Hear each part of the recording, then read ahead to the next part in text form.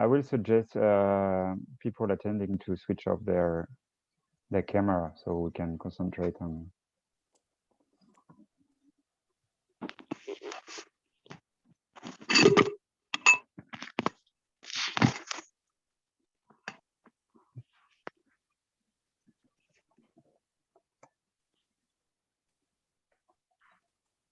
Did we start? I think we're 34.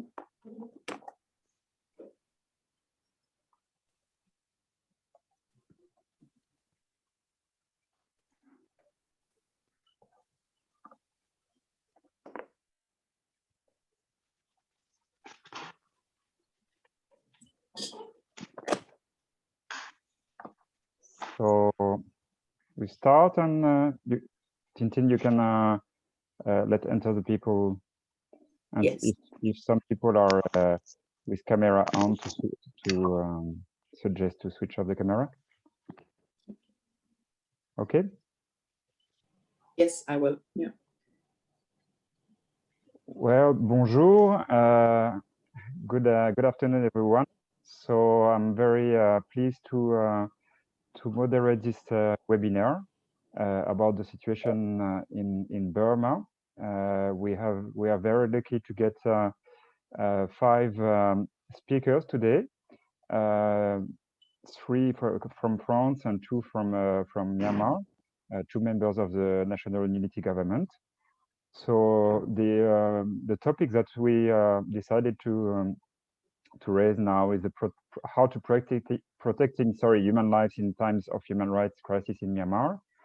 We know the situation has been worsening in the recent weeks, especially with IDPs issues and health school system that is almost collapsed in the February 1st coup. So we have a lot of issues to discuss, and we thought that the best person to introduce the matter will be the French ambassador in Rangoon. So Mr. Le Chervy, before being the representative of France in Myanmar, has been also an advisor, an Asia advisor for President Hollande, and at the Ministry of Foreign Affairs. He has been in charge of Southeast Asia, and he has a long time and good knowledge of Asia. So we will ask him to introduce this webinar and focusing on the humanitarian and human rights situation according to his views. Thank you. Merci d'abord à la communauté birmane de France pour sa nouvelle invitation. Distinguished participant, Madame, Monsieur le député. Firstly, I would like to say the human rights situation in Myanmar has always been concerning, including under the previous civil government. But since February 1st, the human rights situation is, of course, in a free fall. The list of human rights abuse is endless. Unfortunately, we expect them to continue as long as the military keep in grip on power. It's included, amongst others, arbitrary and secret detentions, torture, enforced disappearance, denies access to a lawyer, and use of indiscriminate forces that has led to many of the deaths of over 865 people, including 1,000 children, and more than 5,000 people have been arrested. The figure I've just given only reflect part of the reality and small part of the level of violence.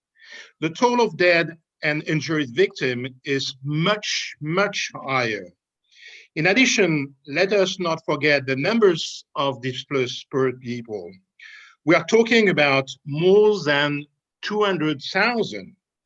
In Kaya state alone, more than a third of the population has fled the fighting in the last weeks.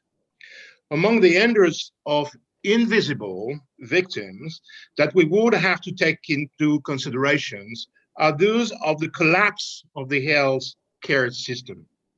The fight against the spread of COVID-19 is more difficult Some care or surgical operations are no longer possible, in practice, condemning many people to death.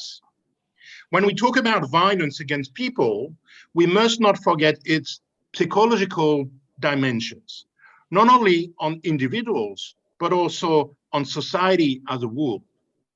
Very head reappear and also express, often without restraint, on social media.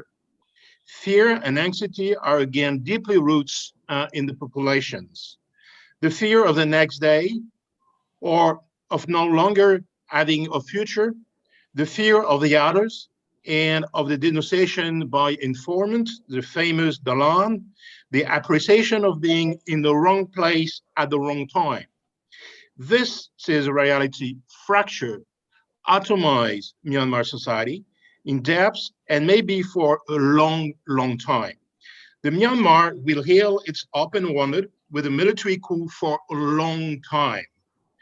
Human rights violations are not just inscribed on a people's bodies, but also written in law.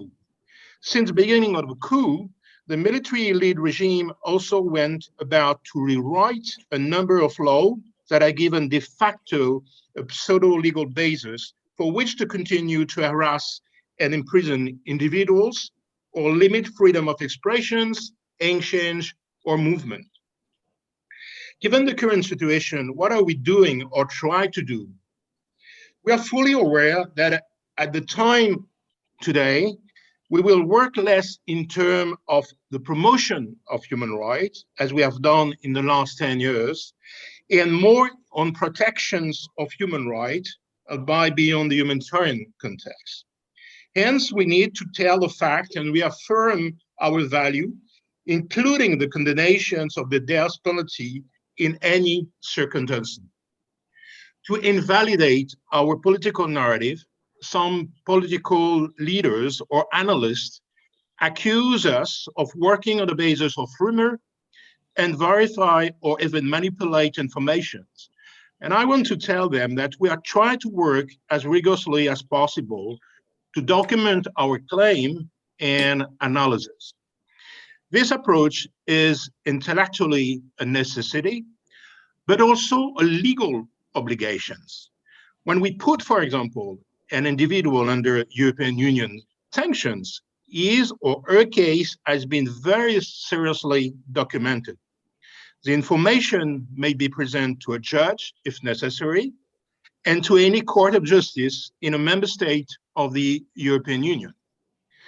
Everybody needs to know that our message on human rights are dedicated to all parties. Of course, the authorities of the State Administrative Council, the SAC, because they took power by force, but also the oppositions, that which arose out of the general elections of last November, harmed ethnic organizations, or even the 100 self-defense groups that have emerged since mid-April 2021. While saying who is responsible for what, our human rights concerns are global. I will not hide from you that we are particularly worried by the appearance of target assassinations, bombing, the use of death squad and militia, denunciation leading to murders. As our permanent representative said yesterday at the UN Security Council meeting, violence against demonstrators and civilian populations is continuing and is unacceptable. We therefore reiterate our concern about attack on freedom of opinion and expressions and the right of journalists or human rights defenders. We strongly condemn the harassments, arbitrary arrests and detentions to which they are subject, as well as the human rights defenders and other members of the civil society. We have also heard disturbing testimony of sexual violence against protesters and detainees, especially young women. We are very concerned to see the increase in the destruction of places of worship, the frequent use of hospitals and schools for military purposes. We strongly condemn again this violence and hope the inquiry can be made on this subject and bring reparation to the victims or their families. I know that when we diplomatically use the terminology concern, condemnation, some smile or worry that it's all just word, a presented attitude. Well, chosen words are part of the political struggle and define even our long-term political and diplomatic approach. I have no doubt that they are often more important than we think. Emphasis sentence, repetitions of condemnations are not a way to buy time or a justification for not taking actions. We know the price of inactions. Blood per liter, life by thousand. A narrative is made to say thing, to position you in a political and international arena. Expressing it means saying your choice, your political preference and values to the actors of the crisis, but also neighboring countries in Asia and elsewhere, and define like-minded partnership. And we know how it's useful to define like-minded partnership as we have done on the UN General Assembly, for example. All Myanmar parties understand that. They either use this argument or refute the other arguments. And reading the political literature of the various parties to the political crisis on a daily basis, I see they do not hesitate to do so, and I have no doubt that it will be again today. In this context, I see 5-6 main priorities in terms of human rights. The first one is the need to speak regularly in our countries about the situation on the ground, whether you are a diplomat, a journalist, elected official, human rights defenders, or activists. We need to pace this action in the long term. No process to end the crisis has yet been seriously engaged, despite the fact that fundamental rights are violated on a daily basis. It's our individual and collective responsibility. The second objective is to create the best environment to conflict preventions and crisis resolutions. We know that only Myanmar people will define and approve a lasting political solution. Our role is nonetheless to use all the instruments and partnership to achieve this, from the UN bodies to regional organizations, starting by ASEAN. Each of the crisis recovery chapter must be demanding in terms of human rights standard. This is true when it comes to talking about humanitarian assistance, the fight against COVID-19, the situation of the Rohingya, or the root causes of the ongoing conflict as constitutional organizations, federalism, the role of the army, electoral rules, and how to address them. The third priority is protecting people. That's mean underlying the right of people and minorities to claim the right, and especially when they do that peacefully, or reporting of human rights violation and abuse by cooperation with domestic and international organizations. For example, ICC, IPS, or UN bodies at the Independent Investigate Mechanism for Myanmar, IIMM, mandate by the Human Rights Council. The fourth priority is promoting fundamental freedom and strengthening the protection of civic and political space. Hence, we will continue supporting independent media and freedom of the press and expressions. And in this perspective, we will try to reinforce the civil society organizations. However, international NGOs and the local civil society organizations are very challenged to work in the current environment in terms of administrative challenge, particularly accessing and distributing financial resources, but also in terms of safety and security of the staff, or in terms of reputation. To be too close with Western actors is a subject of suspicions and risk, because it's more and more difficult to work without being registered or without a memory of understanding with the local authorities. Fifthly, business and human rights. I know this subject is a very controversial one, but we are not trying to establish economic chaos in Myanmar. Economic and financial collapse is not our goal. Therefore, we will have to think that economic entrepreneurial sanctions are not totally incompatible with the development of different businesses. One thing is certain, due diligence operations must be particularly rigorous.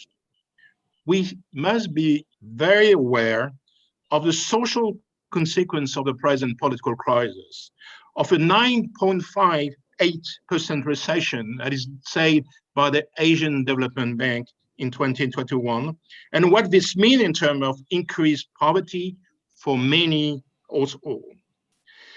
Finally, another important human rights priority is promoting human rights and democracy in the use of digital technology, free access to internet, but also fights against hate speech in social media could be immediate priority.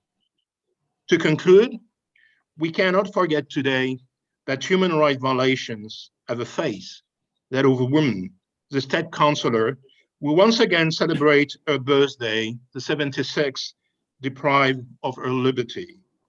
France called for immediate and conditional release, as well as the political prisoner jailed or under arrest since February 1st.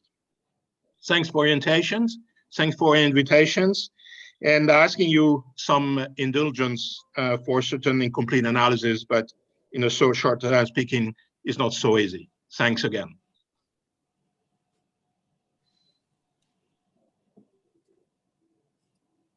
Thanks a lot, Ambassador Chervi. I think it was a very clear and frank analysis and statement on the current situation. In your points, there will be first to discuss, but it's a good start to get this discussion after the 4 other presentation. So I will be introducing 2 of the current Minister of National Unity Government. First of all, Mr. Aung Myo Min, who is the Human Rights Minister, the current cabinet that has been designed by the elected parliamentarians from the last election of November 2020. And we will also have the pleasure to listen Susanna Cso, who is a high-profile activist and now Minister for the Women, Youth and Children Affairs in the current in the NUG government. So both of us will be able to update us about the current situation. First of all, with Mr. Aung Myo Min about the human rights overview and your analysis and the present challenge for the population, but also what your government is doing. And then Susanna Cso will update us about with a special focus on women rights and children rights. That is a very a matter of concern, especially with the violence that has been mentioned by Ambassador Chervi on women, and also the fact that children have been killed, detained, and many IDPs are children now in Myanmar. So I'm very pleased to ask you to take the lead. Thank you so much, moderator and presence. And thank you so much, Mr. Ambassador, for giving a very good comprehensive situation of human rights. And also your analysis is very valuable for us.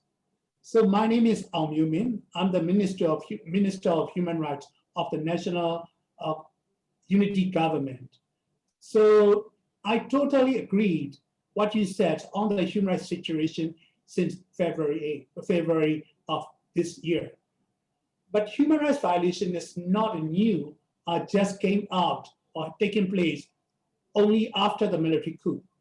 Myanmar has a long history of human rights violations against the ethnic people, and in the human rights violations like political prisoners and violation of freedom of expression, freedom of belief and religion, and also forced labor, child rights, and so many go on. So we have long history of human rights violations in previous military government.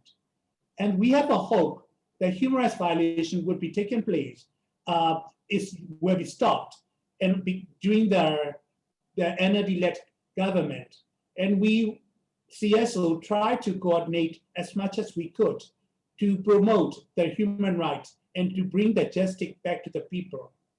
But as there are so many challenges, in order, especially from the military, so it's nothing. It's a little bit, happen, but still we need a lot of work to do, and we have a great expectation when the election, the NLD won again, landslide victories, and we are ready to coordinate and work with the winner of the 2000 election.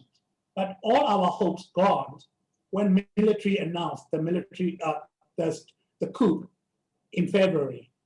So the denial of the will of the people and the result of the election is a clear violation of the democratic rights and principle, because the will of the people will be the basis of the government. So all the wills and choices of the people during the elections are denied. So this is the first form of human rights violation. But it was followed by the arrest of their key political leaders and NLD leaders as soon as after the military coup. So many of them, including Aung San Suu Kyi, our President U Win Myint, and many other senior leaders of the NLD are being arrested and stay in detention, including other political activists and social activists together with them. And right after the military coup, the first trend is not only the arrest of the political leaders, there's a restriction on the internet, social media, and also the curfew on the many part of the country, not allowing the more people gathering more than 5 people for the political reasons. So that kind of freedom of expression, freedom of media, are being first violated in the first trend, while our friends, our leaders are detention. It's mainly happened in February.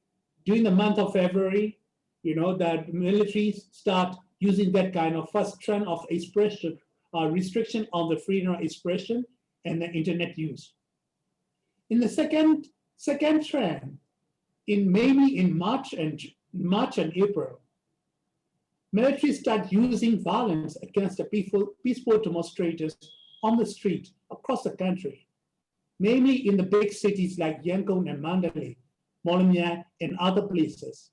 So they start shooting to the peaceful demonstrator randomly, and then use extraordinary violence against their demonstrators, using leather weapons and aiming to the head of the demonstrators, who are mostly active in the demonstration.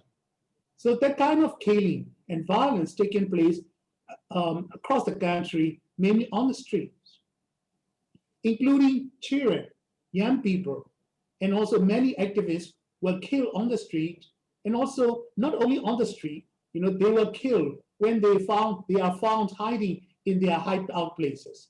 So that's a cold-blooded killing against the young people who are unarmed and peaceful, or sometimes they are hiding for security at their hideout place. So that kind of killing is the second trend of the human rights violation, mainly taking place in March and April. And then there's many people are rounded up, and they face that disgrading treatment, ill treatment during the interrogation center, as Mr. Ambassador mentioned before. We have altogether 24 people are tortured to death. Many of them are arrested at home at night, and then on the next day, their dead body is returned without further information. So there's a clear cases of the people who are tortured to death during the interrogation, but no clarification of the causes and no justice prevail for the perpetrators who tortured them to death. So this is taking place mainly in March and April. And that trend starting in May, there's many cases of there are some kind of military offensive launched by some ethnic areas, namely Kachin, Karen, Karenni areas. So in retaliation of that kind of military operation against the Myanmar military junta, the military hunters start using excessive use of forces, including airstrikes, to the areas which were controlled by their ethnic people for quite a long time. You can imagine that these people in the ethnic control areas, they've been survivors of the many forms of human rights violations taking place in the last 3 decades. Their houses were burned down, their villages were relocated, and many forms of extrajudicial killing and arbitrary arrest, or even the sexual violence against women taking place. But that kind of situation returned back to that area, and they are under attack by the military with heavy mortars, artillery attack, including airstrike. Because of the military attack on the areas, the people who just returned from the refugee camp to the native area have to leave and flee again because their village and the whole area was under attack by the military junta. So as a result, there's many people in Karenni state and Kachin state became refugees or internally displaced person in hiding in the jungle with very limited food, shelter, and also medical assistance. Children die, and women with the many pregnant women and elder people are dying because they are lack of sufficient food, medicine, and other supplies. So this is mainly taking place as a third trend in May. And at the same time, the human rights violations in the cities is not decreased. Many people who are activists or who are the member of CDN movement, I mean that people who refuse to return to the office and continue to show their defiance against the military are under arrested. They are at surveillance and they are rounded up when the military found where they are hiding. So new round of arrests, especially the young people, young activists, including the CDN staff, started mainly in May. So that's a violation of the arbitrary arrest and the threat to the CDN movement to force them to return back to their office is taking place in city, while the military offensive and airstrikes taking place in most of the area controlled by the ethnic people. So this is happening mainly in May. But this since the beginning of June, new trend of the attack on the civilians or the attack on the place where civilians are staying, like the areas in the main mainland areas, they have never experienced any form of attack like other areas, particularly areas like Magwe, Sagai, Tanensari, and ARV Delta. The military forces reinforced the many troops into the areas and to try to stop any kinds of defense forces who are operating as much as they could to protect the people in the areas.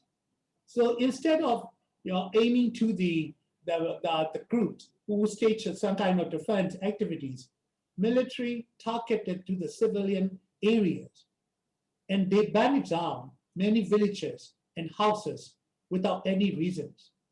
In one cases, in Camp Kema village in Sagai area, the whole village was burned down. The villagers have no idea when their village was burned down. Everything was burned down and end up as ash. And because that kind of burning is so speed and so quick, that some elder people who could not run away are burned to death because of the thing. So this is the trend of the human rights violations. But you can see the escalation of the basis denial of human rights violation, like freedom of expression, arbitrary arrest, and then now there's a massive killing and attack to the civilian places. So situation of the in Myanmar is not only the human rights violations, because all the information we received clearly show that military is committing the war crimes, because many cases are taking place against the civilian during the conflict areas. And also many cases like killing on the street are clearly indicators of the crime against humanity. There's an order coming from the military commanders to use forces and to use all means of violence to suppress anyone who are against the military regime or who are member of the peaceful demonstrators. So this is a clear indication of the crime against humanity. So we need more action, condemnations. Because of the human rights violations, it's fine. But the case of the stage of the situation in Myanmar is more than a human rights violations, and is an international crime against humanity, war crime, like set up by the international communities and by the Rome Statute and of the ICC, the Tribunal Court. So we are, as a Ministry of Human Rights, we collecting human rights violation, then making these human rights violations to bring to the International Criminal Court like ICC and bring the justice and make the military accountable what all kinds of violations they have been violating against the people. So we are in the process of thinking the possible way of ratification of Rome Statute and bring all the cases we collected into the court of the ICC or any other ad hoc the court that could deal with the human rights violation by the military regime. At the same time, we are also using our UN human rights mechanisms like the Human Rights Council, General Assembly, and the Security Council to have a stronger action against the military. So we call for to stop the violations of the human rights violation in the country, not to support the military junta or military regime in Myanmar, and also then call for the immediate stop of the human rights violations. And also we also call for the each and every government to give a practical support, like recognize the NUG as a legitimate government, and also raising the issue of human rights violations at the General Assembly in this coming September, because credential issue is very much important. The WHO, ILO, and the Human Rights Council is referring the cases of legitimacy of the government back to the Credential Committee in New York in this coming September. So in order to stop the human rights violation, it is a great move to delegalize the military junta at the international forums like the UN and other things. So this is what we really want to see the support from the French government to take more action to stop the human rights violation in Myanmar. And also, please try the coordinated effort by other countries to raise the issue of the human rights violation for the special attention. Also, raising the issue of the violations of the human rights and bringing the military regime to the international accountable system and criminal procedures like ICC. Thank you so much. Thank you very much, Minister Aung Myo Min, for your update and a lot of points and a very dark picture of the situation in Myanmar, but also we are already seeing the efforts of your government at the diplomatic level. You mentioned that ILO and WHO refused to the junta to be the representative at their assembly. So it's an interesting element, and we hope that other United Nations and international institutions will do the same.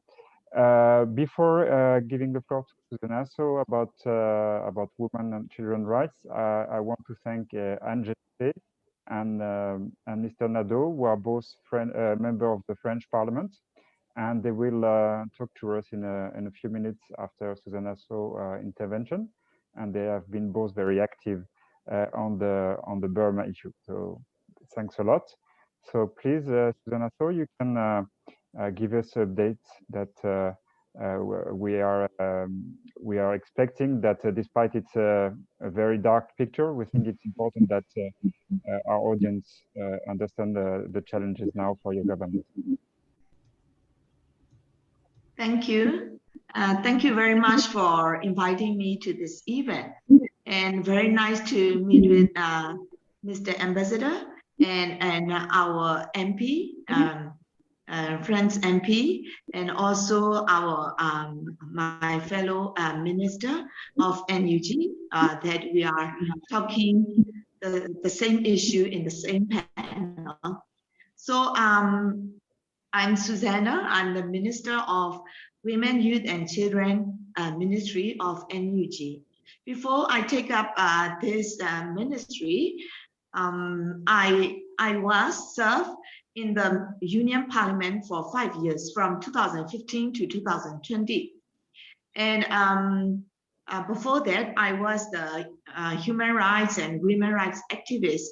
And we all asking for the women ministry for a long time. But we have so many governments and dictators, but no one listened to us. But now NUG is appointing me as a Minister of Women, Youth and Children. So I'm very proud to serve my people of Myanmar. So according to my experience in the Parliament regarding human rights violation, I would like to highlight some of the law that we are doing in the Parliament for what we have done in the Parliament as a former member of Parliament. First, as soon as we have the Parliament section, the Myanmar Parliament abolished very infamous visitor registration law. The visitor registration law is very infamous in our country because so many dictators they use that law to oppress the people of Myanmar for decades. If you are in home, you can be arrested. At night time, anyone can enter to your house without permission and even enter into your bedroom and looking for like the people that they are doubt. And this is also restriction of travel to them there. So the first law that we abolish is visitor registration law. The second is we enact protection of privacy law. So this is also objected by so many military representatives. As you know, we have 25% of military member of parliament in our union parliament. So they object, but you know, we try to get this law to protect our civilians. So according to that law, no one can see your computer, your phone, and not enter to your premises, into your compound. So the people are very much enjoying of freedom, you know, within 5 years. And the third one is we rewrite the law of freedom of expression. It is a freedom of demonstration. So according to that law, no one have to get permission for the demonstration. They just inform to police, and then they can get demonstration. So the people are enjoying the freedom of expression. You may aware that so many demonstrations in the downtown, in front of the park and in front of the city hall. And the last one is the Cso Registration Law. So we enact the Cso Registration Law as a voluntary registration. So everyone can do their social work freely. If they would like to inform government, then they can inform, but they don't want to register, it's their decision. So, but all the freedom are finished now. And we also very much our friend, the French government to support our democracy along our last 10 years. And according to, as far as I remember, in 2015, we have very big festival. We call Myanmar French Diplomatic Tie 55th years. So all the Yangonese are on the road, and I remember that at that time there is a very big tribe walking on the street of the Yangon, and children and women and the people are shouting and laughing, and they all enjoy it. Another thing I would like to thank is the French government encouraged for the public space, like the park, and also the under the bridge, we have the public place for young people. We have the music festival. We have like local products and so on. So the people enjoy very much. And the Institute Francis is one of the famous place for the young people in Myanmar, Yangonese young people. We have so many film festival, human rights film festival, and LGBT art show, and so on. So I was also enjoying very much with my daughters. So these are we enjoy for 5 years, and then now when the military coup happened, especially the younger generation, they could not accept because they enjoy the human rights freedom for 5 years and more than 10 years. So they really enjoy, and they never dream of to become under the dictatorship again. So they strike, they demonstrate, they give their lives. Now they even would like to take up the arms for the revolution. So it's happened because of the military coup. Since the military coup, so my former speaker, they already mentioned it as like nearly 900 people shot dead, and 23 students were sentenced to death sentence. And among the dead, 10% are children. They are young as 3 years, 4 years. They are in when the parents hold the baby, the soldier shoot dead on their head. And like 100 of them are women, young women. They were brutally raped before they shoot it to their death. Some of the rape cases happen in the public. And then they make the airstrike in the ethnic area. They burn the village. They put the people alive in the fire. So, and then the military would like to normalize it. They would like to normalize. It is okay to kill people. It is okay to burn the village. It is not okay because we don't want to live under dictatorship again, never. So we are the elected MP. I was elected again in 2020 election as the Prime Minister for the Yangon region. So the elected MP, we formed the CRPH, Committee Representative Lutto, and then we form the National Unity Government. with the mandate of the people of Myanmar. The people support us. The people working with us, they join CDM. And again, recently, the military, they dismissed nearly 200,000 teachers from their job, their professional, because they joined the CDM. They are professor, and they are prominent. They are prominent professor. They are well-educated people. Also, the same number with the health workers. They just arrested the COVID commission head with the high treason. She is a doctor. She has worked very hard for the country, and now they sue as a high treason. Nonsense. It's happened all the time to all the people. So more and more the refugees are piled up in the border area.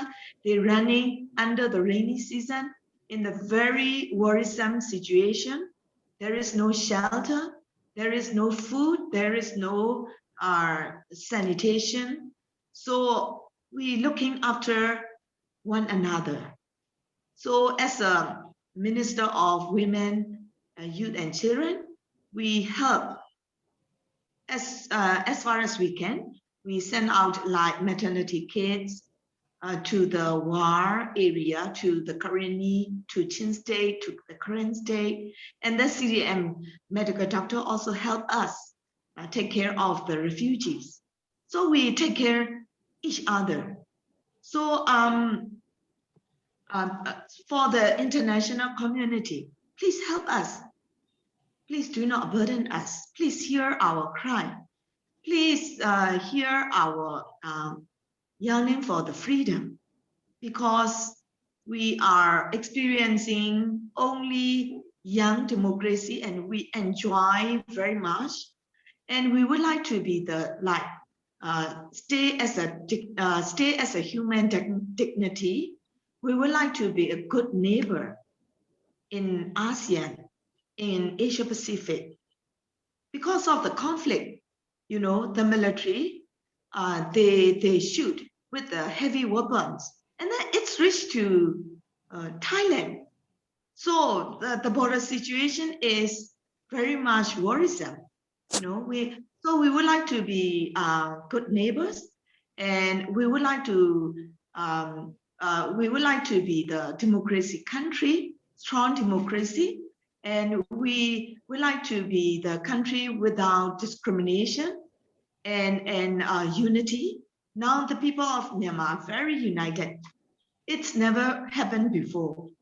The young people, they place their placard as, oh, we apologize, our Rohingya brother and sister, we apologize, our ethnic brother and sister, we never know that it's happened in your area, now it's happened in our city, so we apologize. It's all happened. So we would like to grab this opportunity to build a new country. So we need your help. And I would like to ask for your political support. Please support us.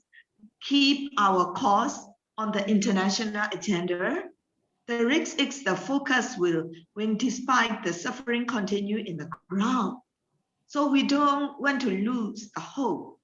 And please also recognize the NUG, and please working with us to talk and then to work for the people of Myanmar. And the second is international coordination. EU is very strong in Democracy Foundation. They support us, and then they always in the agenda, that Myanmar is always in the agenda. So thank you very much. Please continue to it. I know that EU is supporting for our education reform and also the health reform and so and so. And we also have the young generation, they form themselves, MICTI Alliance. It includes the Southeast Asia Young People Network. It is very famous in the country. And also our young people also working with the EU youth network. That they work with like Swedish Burma Committee and French. Because of course, many young people, they are from the famous Institute Francis from Yangon. So they work together. They work together and then they are working on the democracy resume in our country. So international coordination is also very important. The last, not but the least, the humanitarian aids. Because, you know, my former speaker, we have the thousands and thousands of people fleeing, and then they are pending in the border area. So they need assistance. They need help. Otherwise, the humanitarian crisis will happen. They will be starving. So humanitarian aid, cross-border support is very important. And altogether, psychosocial support for the sexual violence victim also very important. Thanks for Ambassador that you mentioned sexual violence is serious in the country, committed by the military force. Today is End Sexual Violence in Conflict Day. So we, as a ministry, we launching the whole week. We have the webinar for 3 days. Yesterday, we have the art show. We combine all the arts and poem and songs and presentation. And then many young people enjoyed that art show and they show their talents. Today is the international strike to end sexual violence against women in the armed conflict. So today is the international collaboration. So we need your support for the humanitarian aid and also psychosocial support for the women who suffer, the survival, for their shelter, their evacuation, and their health support. So thank you very much. And we hope that the democracy will resume soon in our country. Thank you very much. Thanks a lot for this strong statement. I think we all believe that it's urgent that democracy can be restored in Myanmar. In a few weeks, this government, I mean, let's say the junta, has put the country into chaos. So we understand very well all your explanation about the urgent need for international support, but also the fact that most of the solution will come from the Burmese people. There are a lot of questions, but I think the most important now is to let Anne Genete and Sébastien Nadeau to give their views as a member of the French Parliament. They have been very active to defend the Burmese people and to raise concern in France. So please, Madame Genete, you want to start, and Sébastien Nadeau will be obliged to leave us in a little bit more than 15 minutes. So I don't know if Madame Genete, you start and then Sébastien will follow. Okay, yes, thank you. Thank you very much for inviting me today. The first thing I would like to say is I would like to really pay tribute and highlight the courage of the people of Myanmar. I'm really impressed by what has just been said. And what Mrs. Fo said, that she's calling on us and please hear our cry. This was terribly painful to hear that, extremely painful, and really you are a very fantastic people and have courage that we need to highlight. At a time just at the eve of a day in France where we have elections to be held tomorrow, and we understand how much for you, the people of Myanmar, the vote that you had, the democratic vote that you had last November 8, that was stolen from you. And I think that many people in France should understand how much voting is important. When you do not vote, it means that you leave the choice to people with whom you may disagree sometimes. So in France, I will also to say that it's, as a member of parliament, it is quite not easy to focus on international topics, on what is going on outside our borders. People in France are very much more focused on what is going in their daily lives than what is going on in others' daily lives. So it is not easy to call even on my colleagues and to, as Mr. Ambassador said, speak regularly about what is going on in Myanmar. I do my best, but I have to say that it is not so easy. I will also say that Southeast Asia and the Pacific area is a strategic place for France. And we want to be very active in this region. And I really do think that France is active as much as we can, but we are not alone. We need also to act together with the European Union, with other members of the European Union. I know that my colleagues in the European Parliament have been active too.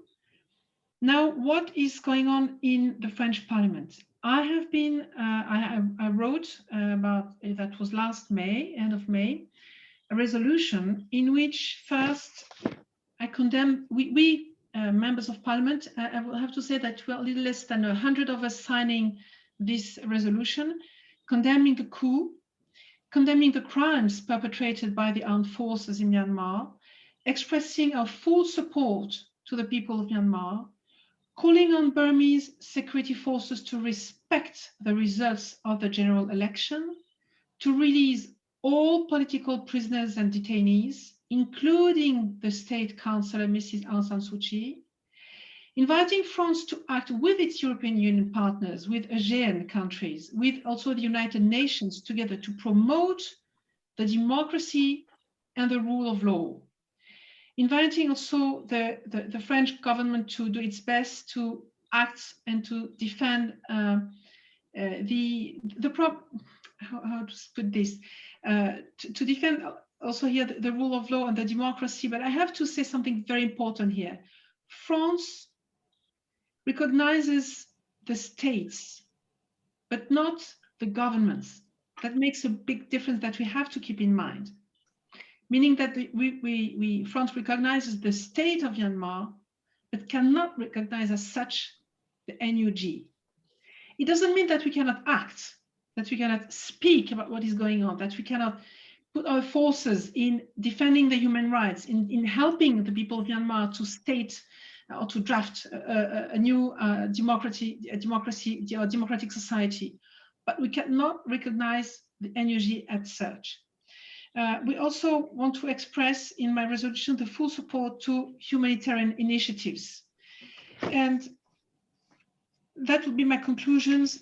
I understand that there was really a bloody crackdown in Myanmar, that 12 million people now are pushed into poverty. But the future of the people of Myanmar is in the hands of the people of Myanmar. We have no lessons to give. We can help as much as we can. We can talk about the situation. We can help sending any kind of humanitarian help. But the future of the Myanmar, of the Myanmar people is in your hands. And we really look forward to what you are going to do in terms of also maybe building a new society. I think today, despite the terrible situation, despite the plain darkness in which your people are, I think that there's a very unprecedented opportunity for the people of Myanmar to get united, despite maybe some problems surrounding the ethnic groups. All together, you are against the junta. All together, you are against the fact that your democracy has been stolen from you. We can help you.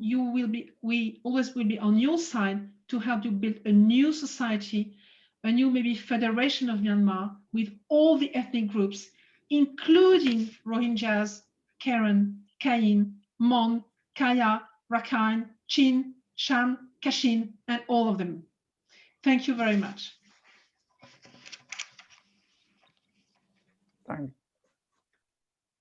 Thanks a lot for this statement, Madame Genete.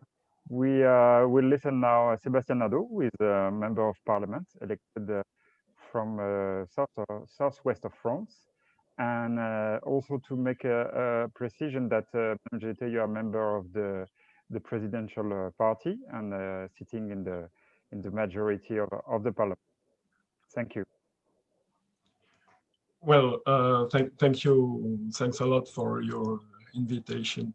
I want to underline the quality of the position of our ambassador speaking previously, Christian Le Chervi. One precision, my colleague Anne Genete has said a lot.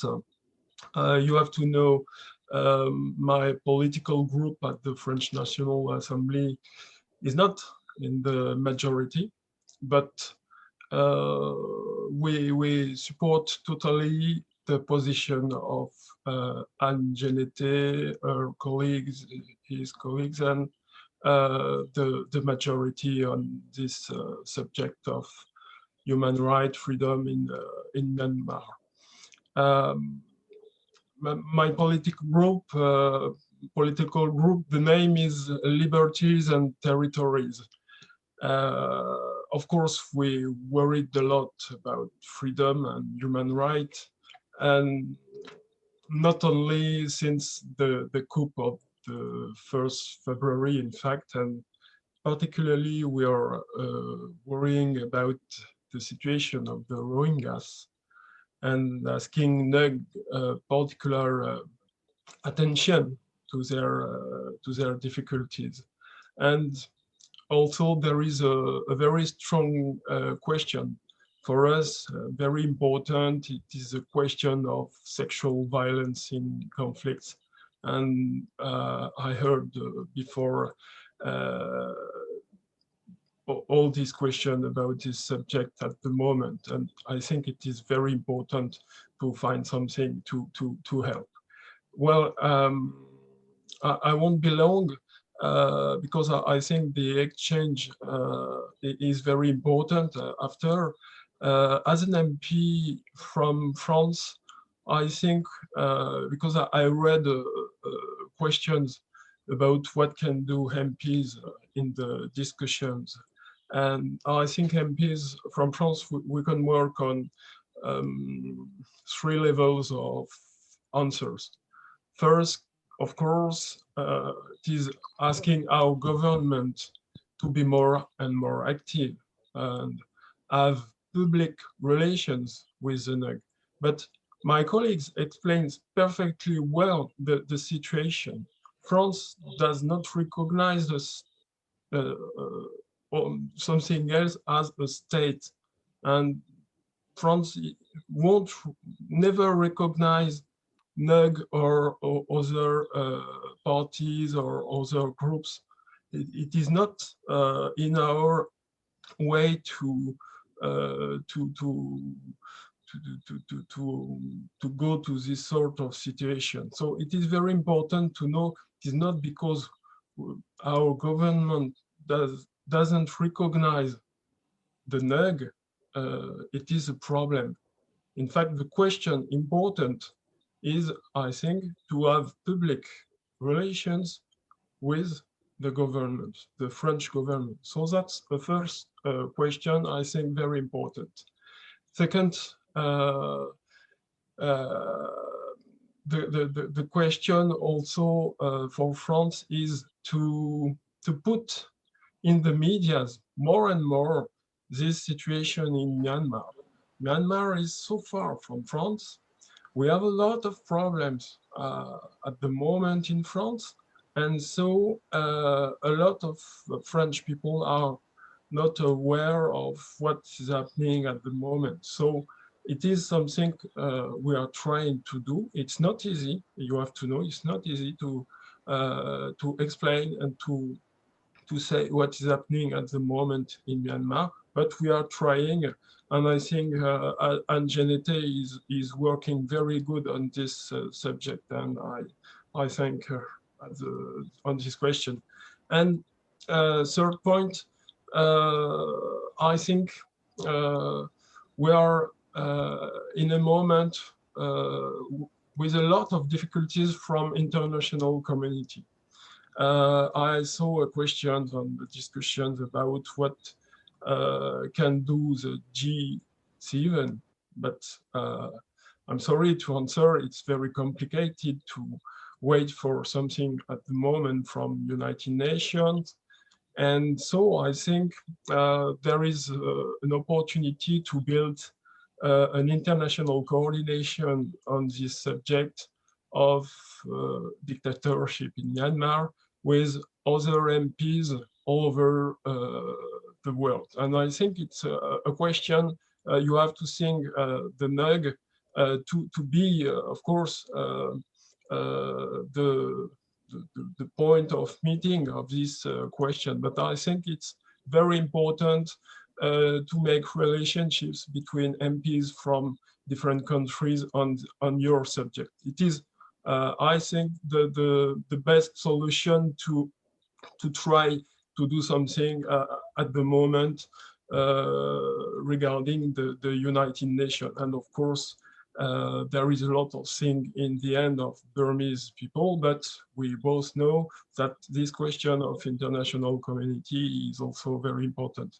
I stop on this, and I really thank this organization of discussion, because I think it's very important to find something as a beginning of a solution. Okay, thank you very much, Mr. Nadeau, for your intervention, the support given to the initiative by Madame Genete, and also the points that you raised. The Myanmar people is asking for the recognition of NUG.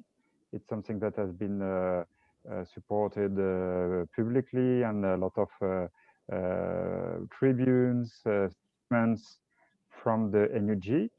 This is also a question that is been raised by different people who are watching this seminar. Can you make a point on this, Mr. Le Chervi? I have been reading some records of previous cases, and there is a few, let's say, international relation experiences, like when some governments recognize Maduro assembly and against when they recognize the opposition to Maduro in Venezuela. It was something that could be a little bit similar, and also in the 60s and 70s about Haiti and other brutal regime that were not recognized firstly by the United Nations. So there is this discussion about government and state. So maybe you can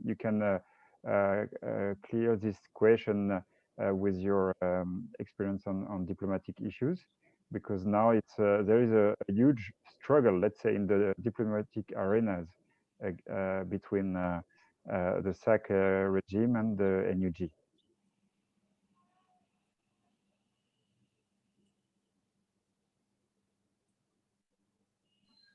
Well, I'm not fully sure that the example of Venezuela is the best one. If you observe what is going on in this part of Latin America.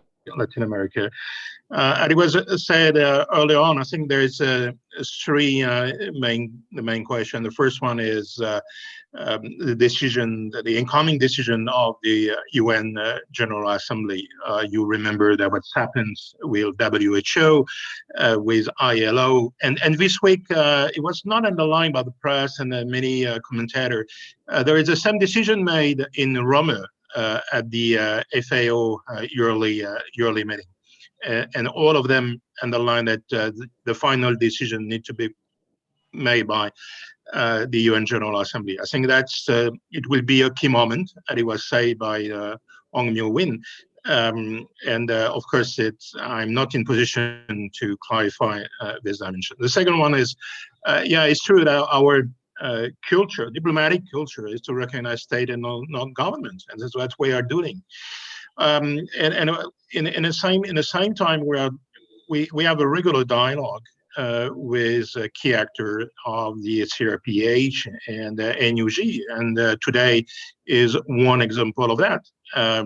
I'm here, two members of parliament from different parties.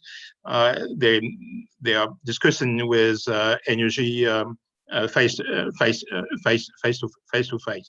Of course, there is other channel of dialogue, but even if it's say publicly, we are in public.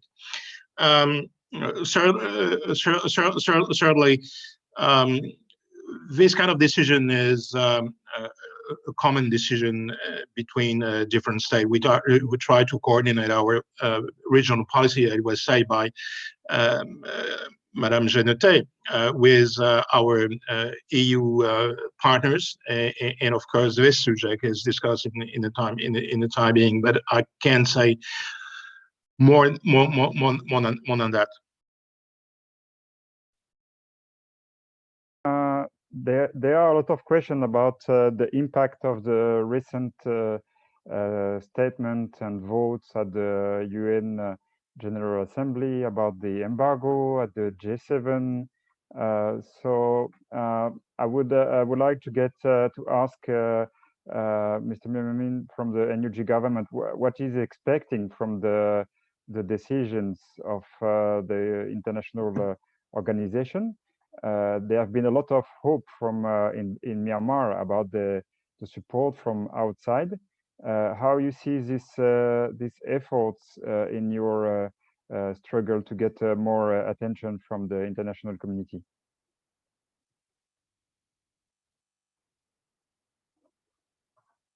I hope we didn't lose.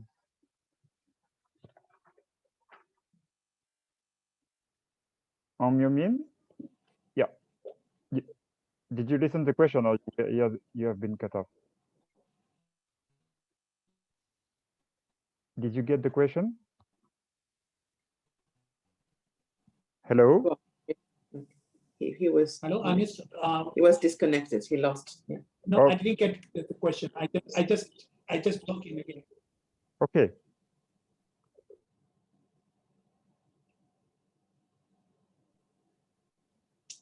So we are listening to you. Hello, I didn't get my answer. Can you repeat? I was saying that there have been some decision votes at the UN General Assembly, at the G7, discussion going on. What do you expect from this diplomatic moves, and what will be your other request to the French government? You mentioned that France has a role at the UN Security Council. So what will be your expectation?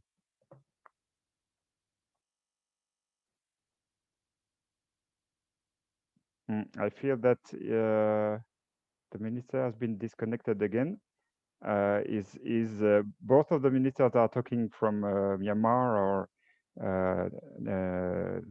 I mean border areas, so the technological problems are quite coming quite often. So maybe I should ask to Madame Genete that how do you see all the efforts at the diplomatic levels? There have been a lot of frustration from the Myanmar people about the difficulties of United Nations to advance. Yesterday it was a vote, but calling for arm embargo, not implementing arm embargo. So how do you see the chances to get a significant diplomatic moves? I understand. I can hear that they can feel like it is a small step, but it is still a step forward. So we should not neglect that. Diplomacy has its own pace that is sometimes feeling like too slow for too many of, I guess, Myanmar people and other people in the world. But diplomacy is clearly working on. And I really keep full confidence in the power of multilateralism, because France cannot act alone. It has to be the European Union altogether. France being the only now representative of the European Union inside the UN Security Council, but we still have this voice and one voice, but the strength of 27 others. So that puts a lot in it. It is slow, but it is still on. And it is definitely I would say, an Herculean task. Yes, it is a steep mountain to climb, but we are all pushing together in the same direction. And in the same time, we also have to work not only on the weapons embargo. Yes, it's a good point. We have to move forward with that, but we also have to work on the humanitarian emergency, because clearly I heard through the ministers talking earlier this morning and what our ambassador said, that there is a food emergency, there is a health emergency, and we have also to work on that. And we don't have, thanks, to wait for the UN Council to put a statement on to work on humanitarian issues. So we have to work on that. That's also a way to be on the side of the people of Myanmar. Thank you. We again have the connection with the Minister Om Yomin. So we were talking about the efforts at the diplomatic level, the vote, the UN General Assembly, the G7 statement. What do you expect? I mean, was the most important from you in terms of support from the international community? What for now? Okay, I can see that the international attention is very high on the human rights situations, and there are many countries, there are many democratic loving countries are trying to help as much as they could. But the nature of UN is very difficult to have the global action, because so many the interests and so many the politics on Myanmar.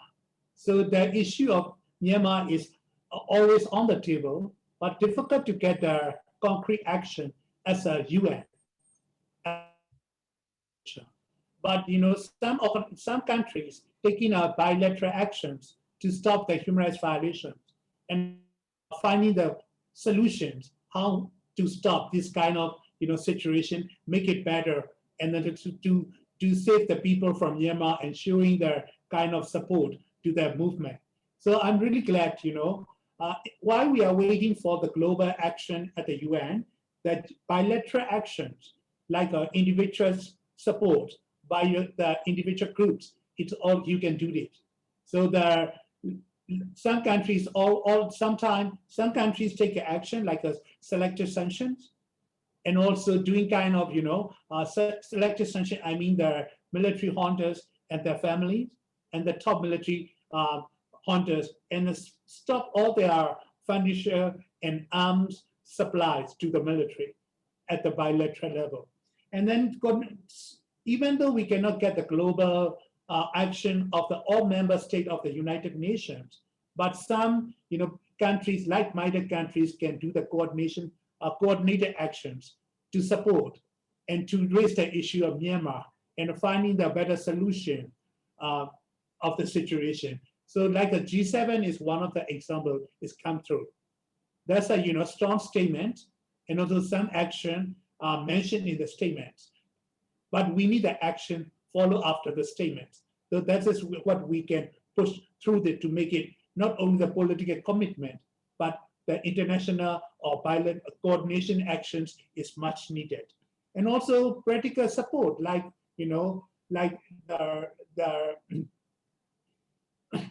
like my previous speaker mentioned about, that you don't have to wait for the UN statement or agreement, but you can directly support the humanitarian assistance, and you can make a strong statement, for the situation of IDPs and refugees of the countries, and then finding who are the most,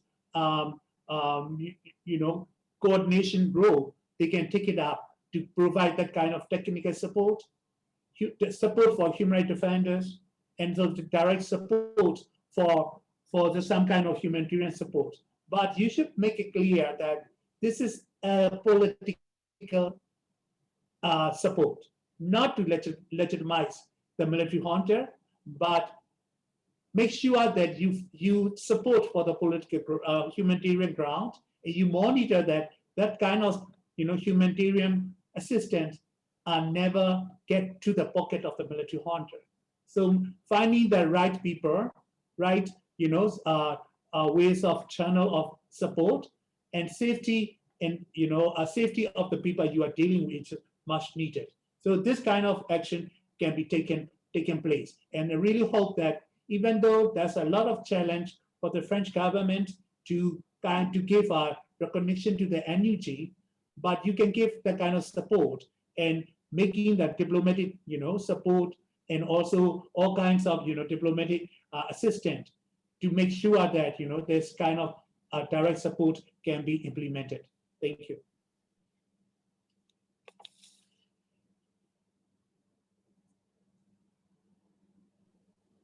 Thank you. I think it's a very important point that the situation requires humanitarian support, and still, I mean, the funds are quite low, quite weak compared to the needs. And the point that you made is how to help the people without giving the money to the junta. So any answer from your side, Mr. Ambassador, that what sort of mechanism can be used to prevent sort of I mean, corruption, or give legitimacy through the humanitarian support? You mentioned that INGOs are in trouble to make their work. How do you see the sort of mechanism that can work?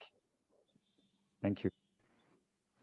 Well, I feel there is different challenge. The first one is how to support the Myanmar refugees in the non-bearing countries, and how the humanitarian assistance arrive in the end of his people. And we have a bilateral dialogue with the non-bearing countries concerned on the west side and on the east side. An element, of course, is people live just on the other side of the border. And of course, the trans-border operations mentioned by one of my previous interlocutor is an important issue. It's not very easy. It's not a new challenge. We face it during many decades. And again, you need a diplomatic discussion on this matter and what is going on at the bilateral level again, and the multilateral level. That's why it's very important that the French government maintain key contact in the regions. The French president, Emmanuel Macron, raised these issues with Southeast Asian leaders, the Vietnamese president, the Indonesian president, Jean-Yves Le Drian, the Minister of Europe and Foreign Affairs, called several times the ministers in the region, in Southeast Asia, in other places in Asia, to mention even this humanitarian dimension, because this humanitarian dimension is also an element of the 5 consent points endorsed by the ASEAN leaders last April. The second challenge, of course, it's the UN assistance, and of course, reaching some population is very difficult in time being, even for the UN. That's why at the UN Security Council, in the resolution adopted by the General Assembly, we underline the importance of free access to the fragilized populations, and we know that is growing in numbers. Certainly, we already decide to spend any kind of cooperations with the NIPDO authorities, not only on the humanitarian assistance, but also with key cooperations, including educations and else. the previous speaker mentioned that we developed a large cooperation on these issues in the last 5 years. We were obliged to suspend it. That's why the access is a common concern, common expectation. So the message was delivered by the UN Secretary General himself, by the president of ICRC when he came in Naypyidaw. We deliver directly and indirectly the message. But I think our approach is, of course, not to legitimate the military regime through ODA and humanitarian assistance, but we need the access to the population. I mentioned a few numbers, but we are talking about more than we are talking about 100,000 people. Thank you. There is a question that has been wrote on the discussion chat about political prisoners. We know that the figure is just amazingly high, with more than 4,000, and many of them are civil society leaders, political leaders, high-profile, high representative of the civil society. We know that, Mr. Ambassador, you went to the insane prison. I think it was in February after the first arrest. What can be done from EU, France, and civil society from outside to make more awareness about this case and to guarantee a certain level of legal support, because we see that people are detained for weeks secretly and without any right to go to court.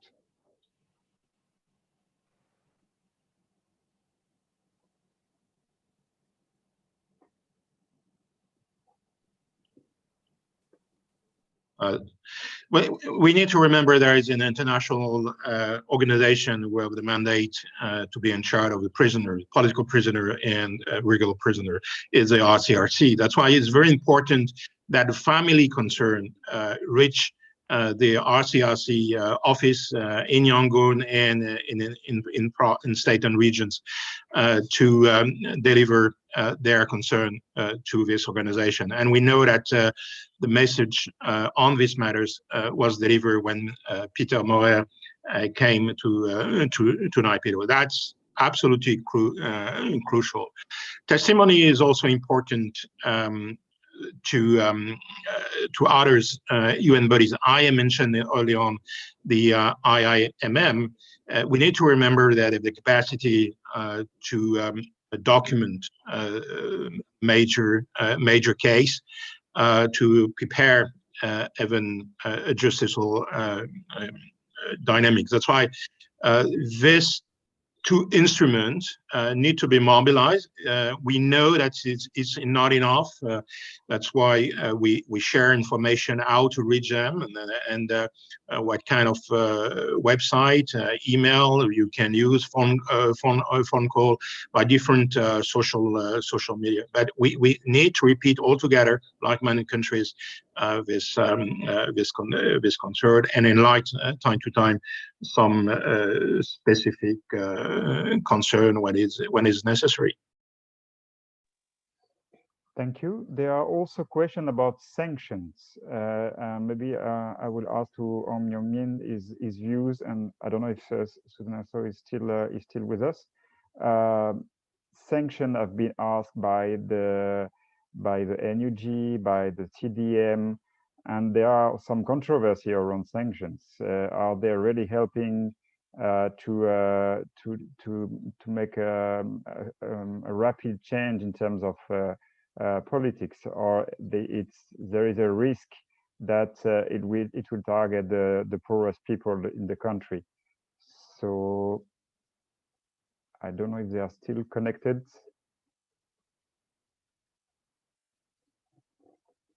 Mr. Aung Myo Min, are you with us?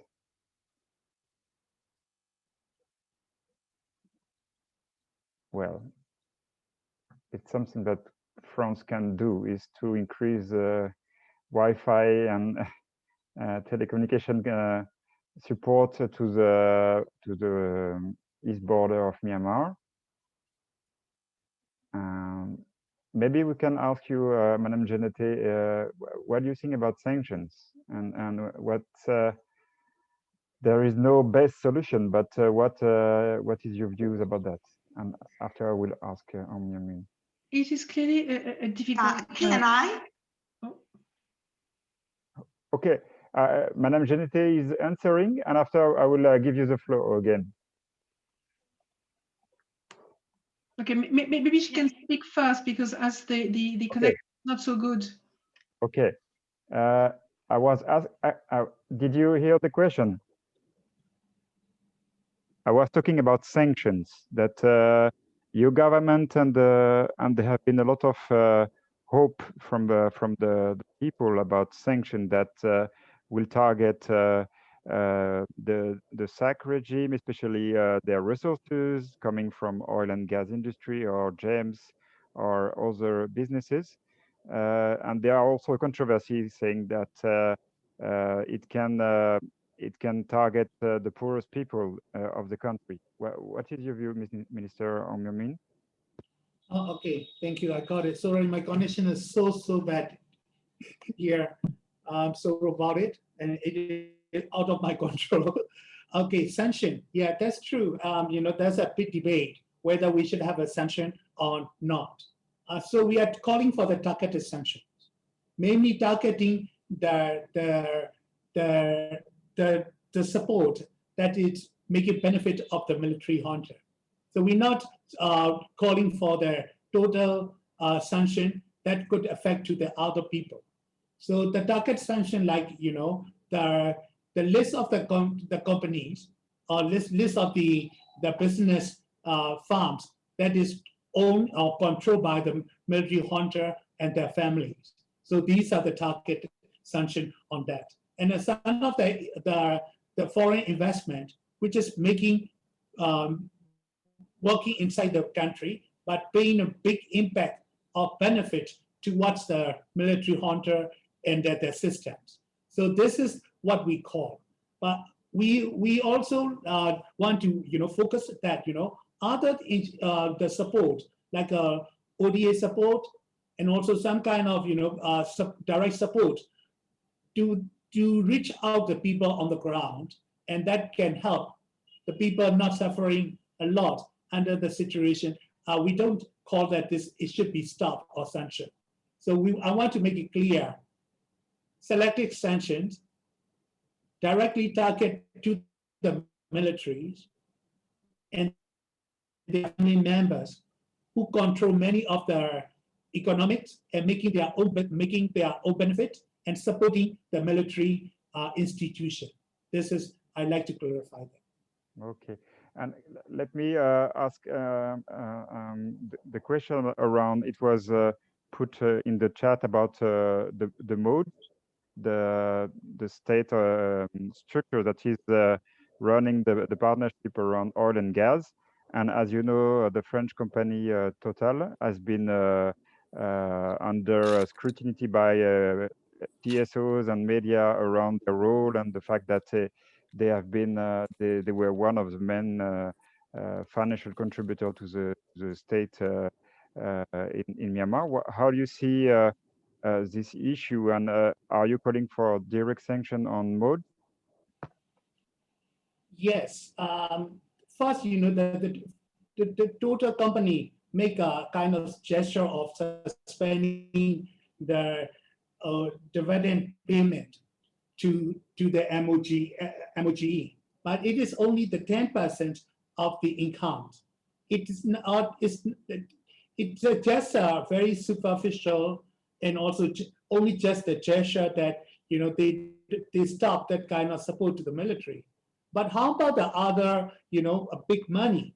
That is, they are paying for the taxation, pipeline rental, or gas sale, or royalty related to the military through their MOGE. So the money, the benefit, making through the MOGE, directly supporting the military. So I really like to, make a sanction of MOGE, and also, in other not paying any taxation or money, or hold it, as a deposit until we have a new government is set up.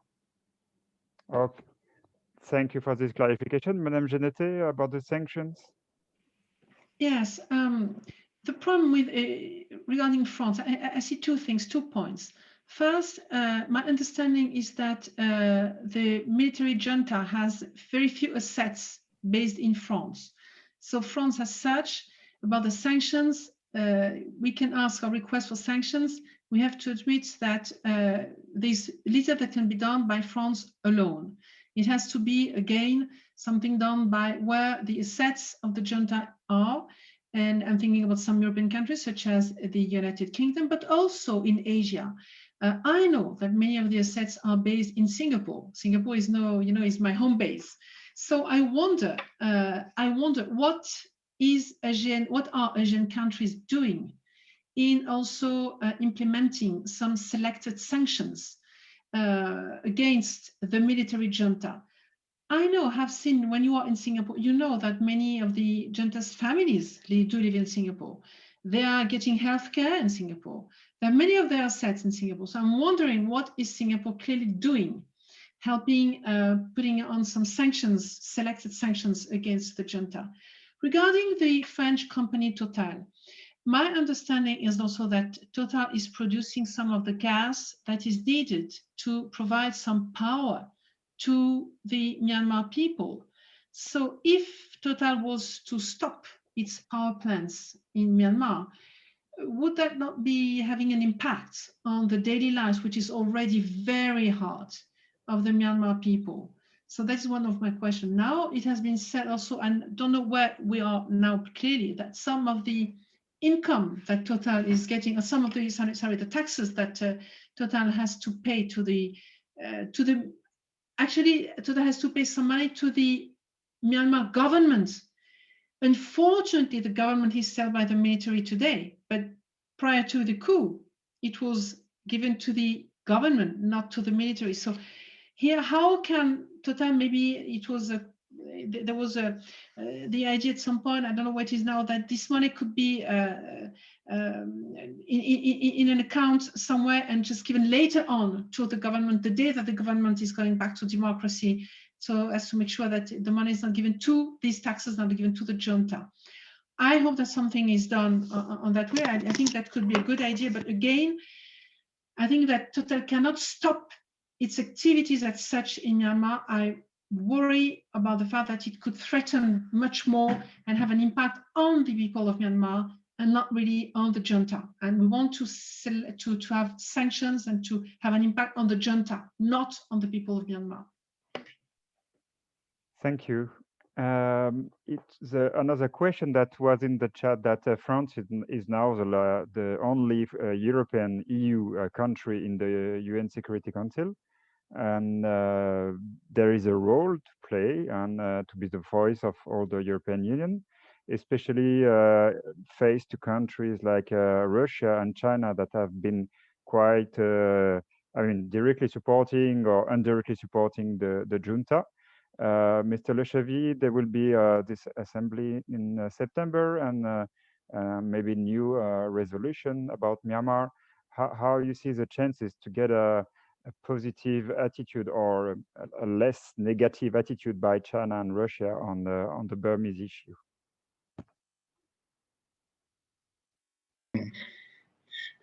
Well, in the time being, France is not the only member of the UN Security Council. Is the only permanent member, but there is 2 others EU member states who are part of UN Security Council in the time being, and of course we have a strong cooperation and synergy with them. Secondly, there is many weeks before the UN General Assembly, and I have no doubt that the Myanmar issue will be back on the Security Council even before that.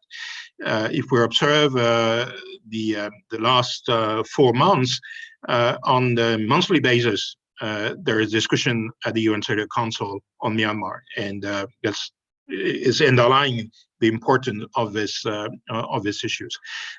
Secondly, I think we have to maintain close contact between the UN Special Envoy, Mrs. Christine Schreiner Bergener, and the incoming Special Envoy from ASEAN.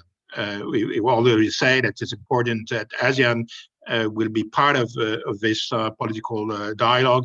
Madame Gente mentioned the importance of Singapore. We can mention a few others, Thailand, Indonesia. That's why it's very important to have this coordination between the UN, the Security Council, and ASEAN in the coming weeks. I think it's fully impossible to wait the General Assembly. When we are talking about sanctions, it's firstly an EU process, and we are in the preparations of a new package. This package will be discussed in the coming hours. At the beginning of next week, the Minister of Foreign Affairs of the EU will decide a new package with individuals and companies, including affiliate companies, as we have done in the last months. And as it was said, we are targeting the actors we play a role in the repressions, and we also target the resources of the army. In this process, there is again no taboo. It's not so easy because we need informations, public informations.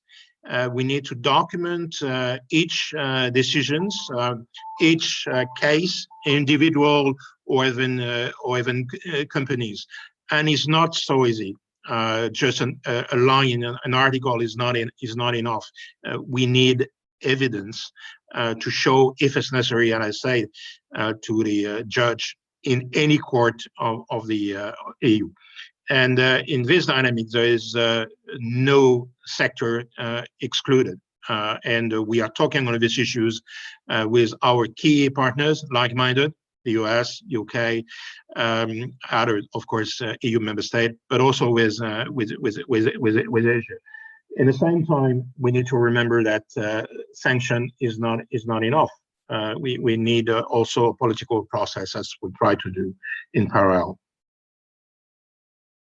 Thank you very much. You were talking about evidence, and there is a question from So Tet Hong about the fact that the ICJ will give a decision about the Rohingya situation and the crimes that have been committed, genocide, massacres that have been committed.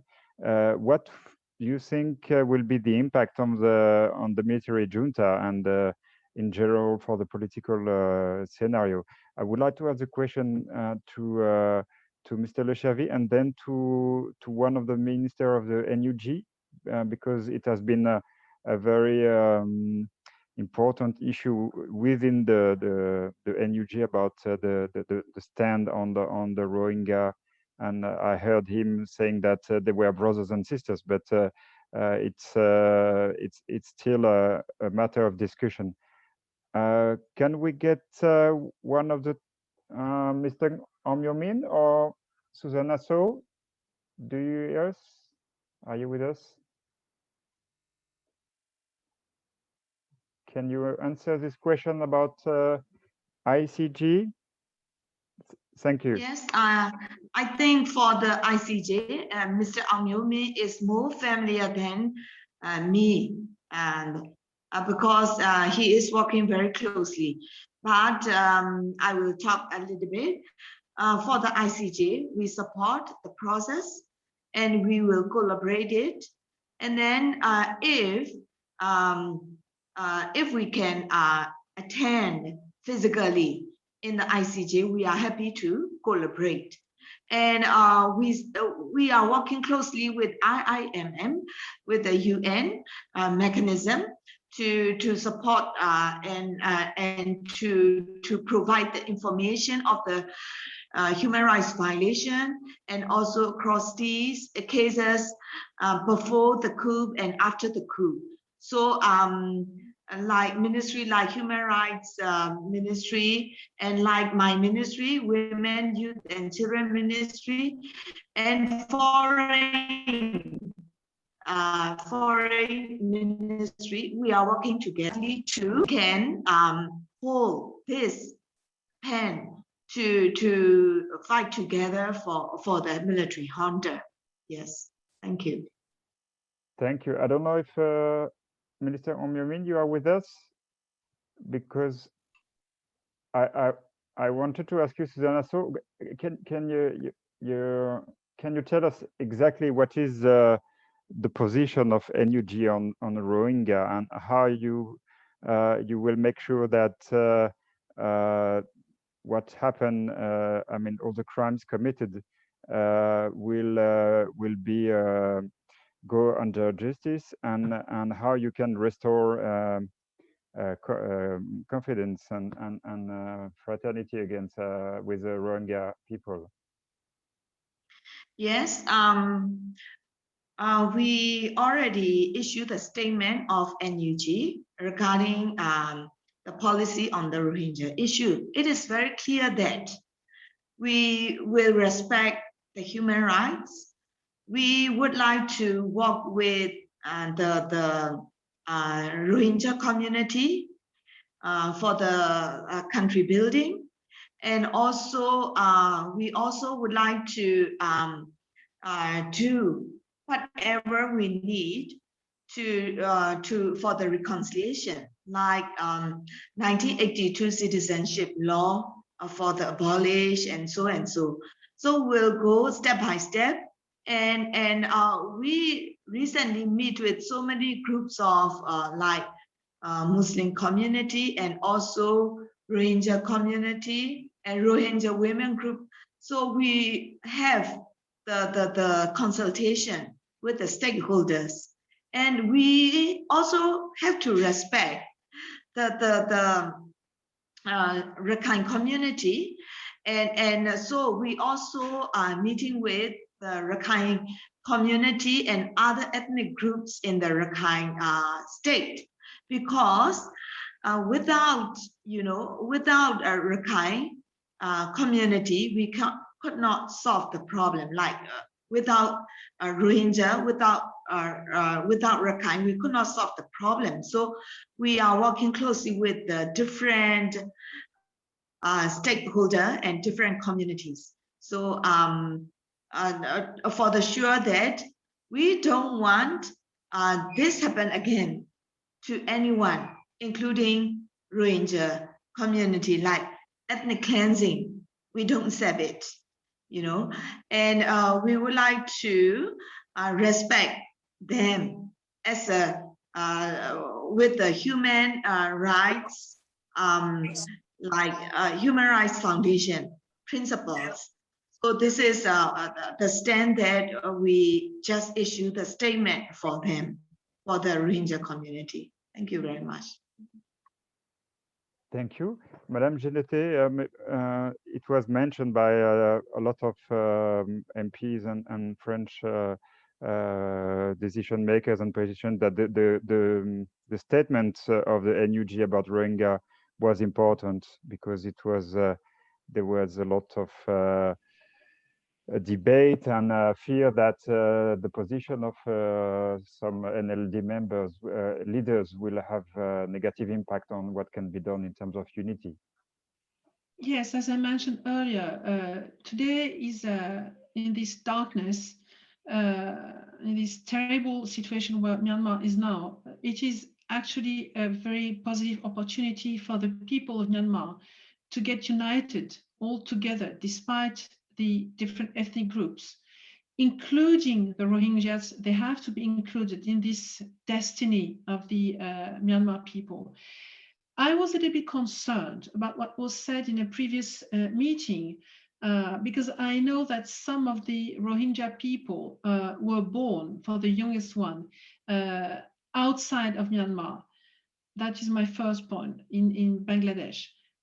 Others were born in Myanmar, but we know that the administrative registration of birth is not maybe quite relevant today. So my question is, it's a good point that the NUG has said that they would recognize the Rohingyas, but my understanding is that they would recognize those who were born on the Myanmar territory. So how can you highlight that? How can you make sure that they were born?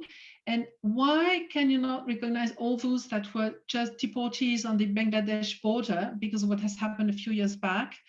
And actually, they are part of the Myanmar people altogether, from another ethnic group, but they are part. So I want to be very cautious with that and make sure that all the Myanmar people are included in the future and the building of the democracy that the NUG is going with now, and make sure that when talking about human rights in Myanmar, all Rohingyas, wherever they were born, will be included in the future of Myanmar. Okay, thank you very much.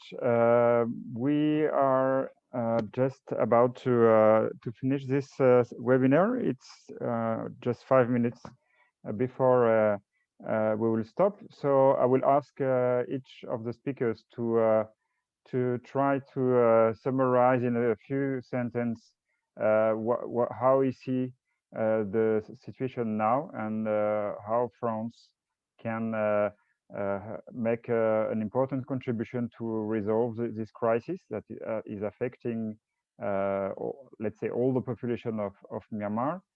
So, Mr. Ambassador, you want to start?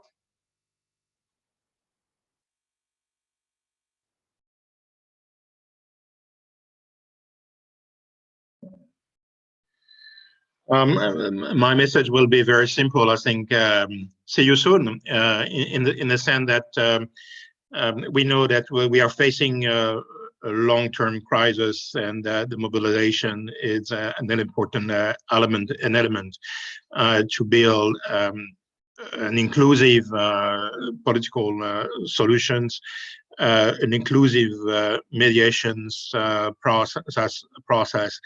And I have no doubt that at the highest level in the French state, there is a will to help Myanmar people, because we see the situation in terms of democracy, in terms of poverty, in terms of the absence of future for many of them. That's why we will maintain our attentions, our capacity of maneuver with like-minded, this European Council, and the regional dialogue, EU, ASEAN, EU, Asia. There is many momentum to do that in the coming months. Unfortunately, again, we are knowing that we are in a process, and in this process, the sanction is an element of dialogue. We were very clear, and again in New York during the last UN Security Council yesterday, that if there is no change, we will add new sanctions, individual and companies, or even economic sector, if it's necessary. We are in the process. We will be in contact, I have no doubt, in the future. Okay, thank you for this your statement, Madame Genze. Can I ask you to also to summarize your views and hope for the coming months in terms of and also the role of France? So, as a member of Parliament, I would like to talk much more on the resolution that I have written and registered with the National Assembly a few weeks ago. Now, the next step will be to vote this resolution, and I'm absolutely sure that the whole Parliament, whatever the political group they belong to, would definitely vote in favor of this resolution. The problem that we have now is an administrative problem where we have no space left in the agenda of the National Assembly, which from my perspective cannot be heard. I do not agree with this say that the National Assembly has no time to dedicate to what is happening. Yes, thousands of miles away from our country, but we still have to be, as Mr. Ambassador said, we have to speak regularly about what is happening in Myanmar, and voting this resolution will be part of that process. So my next step will be to push, I'm actually pushing as much as I can to make sure that the National Assembly can quickly vote in favor of this resolution. This will be a very important step showing the support, the full support of the French people represented by the members of parliament in favor of the people of Myanmar. Thank you very much. And we will be, I mean, the French civil society will be very supportive to your initiative. And maybe sometimes we are more, we ask more on targeted sanctions and support that can be given to NUG and so on. But it's important that parliamentarians like you are pushing for that. Well, Mr. Omyomin, do you want to make a final statement and your views about your hopes and requests to France? We didn't spoke about COVID, but as you know, the military coup has completely disorganized the health system, and there are a lot of information coming out that COVID is increasing, and unfortunately the junta is not giving proper attention to this issue and more arresting doctors and specialists than really protecting the people. So we hope that NUG and CSOs in Myanmar can also play a role. Mr. Omyomin, are you with us? Oh, Susanna So? We would like, okay. Yes. Yes. So, yeah. We are finishing this webinar, and I was wondering what would be your final statement in terms of hopes and about the role of France and EU to support NUG and the Burmese people. Yes, thank you very much. And we know that France and EU, they are pro-democracy. We know that you are not supporting SAC, and so thank you very much. But we need more action to the SAC, because they are not the normal like dictatorship. They are more than 7 decades dictatorship. So they know how to oppress people and systematically control their system and mechanism. So it is very much need to do in strategically, and then supporting Myanmar people in many ways. So like our moderator said, Vincent said, the worrisome of COVID is also we are very much concerned on it, you know, especially in Southeast Asia. Myanmar is the first one who can control the COVID in the last government. You know, we have a lot of facilities, and the vaccines are ready for the people of Myanmar, but now everything gone. So it's also threatened the neighboring country and then the region states. So we need to do a lot with like targeted sanctions and embargoes and naming and shaming, and also political dialogue, and yeah, we welcome them all, R2P. We welcome them all, because we don't want to lose hope. We don't want to the young people who enjoy the democracy for 10 years. We do not want them to lose hope. Now they start lose hope and they think only the armed struggle will be the answer for this coup. No. We need to give them hope, like the civil disobedience movement and the other movement and dialogue and international pressure, because the time is not waiting for us. The people are die every day, and now millions of people are on run. So yeah, I really believe and hope that our friends and EU members can work together in diplomatically, and also the support that we need, and we can give hope for the people of Myanmar. Thank you very much. Thank you very much, Susanna. So for this conclusion, I don't know if Minister Aung Myo Min is still with us. If not, I will thank a lot of our speakers. It was really very interesting and a lot of debate. There are issues that are not still resolved: humanitarian support, how to increase sanctions, a lot of things to do. And I think the civil society in France is very active. I would like to thank Tintin Tar, who is chairman and president de la Communauté Birmane de France, who has been organizing this meeting. And you can also go to the website of La Communauté Birmane de France, that is also working with different organizations like Info Birmanie, FIDH, Amnesty, and many others.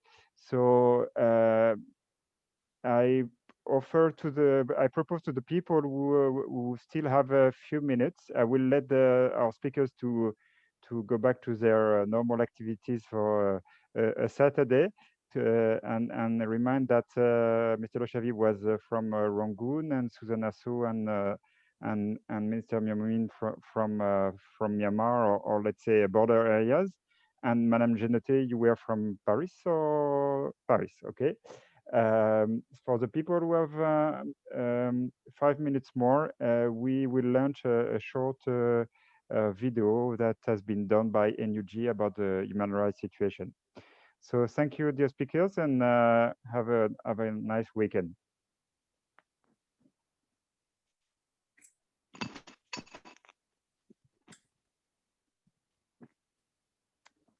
Tintin Tar, you have the video, or? I think you have to share the screen. Yeah. Let me share it. Sorry for this. It was done by the CBF, the Community Myanmar. Sorry, I thought it was. It's not by NUG. It's completely the French Burmese. The Burmese is in France community. Okay. Sorry for the confusion. No, I cannot share it. You have to give me the animation rights, or. Oops, sorry. Sorry for all these things. Sorry, oops.